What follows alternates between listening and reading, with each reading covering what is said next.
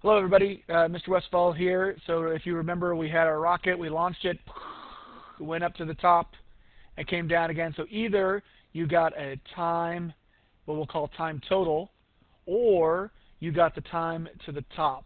So let's say you measured the time to the top, and you got 3, 3.6, and 2.9. We would take 3 plus 3.6 plus 2.9 and divide by 3, and we would get an average time of 3.17 seconds. So that would be your average time. The next thing you had to do is you had to select an equation. So I taught you that final velocity equals initial velocity plus acceleration due to gravity. So that's a sub g times your time.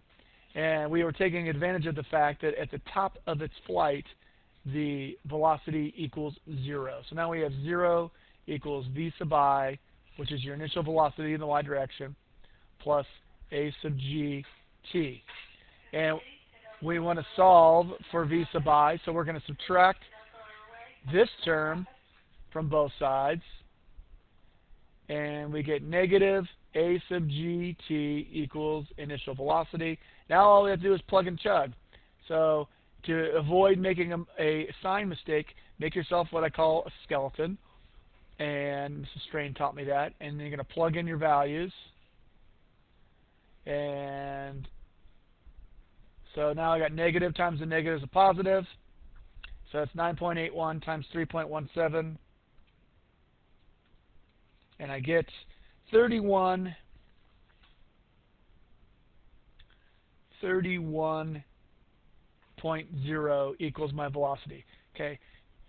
I always want you to box in your final answers, and you must always use your units. So we know velocity is a displacement divided by a time. So that's 31 meters per second. So this is going to be your final equation, and this is going to be you plugging in, and this is going to be your calculation. So here's an example of how to solve these rocket equations and solving for how high, what your initial velocity was with your rocket.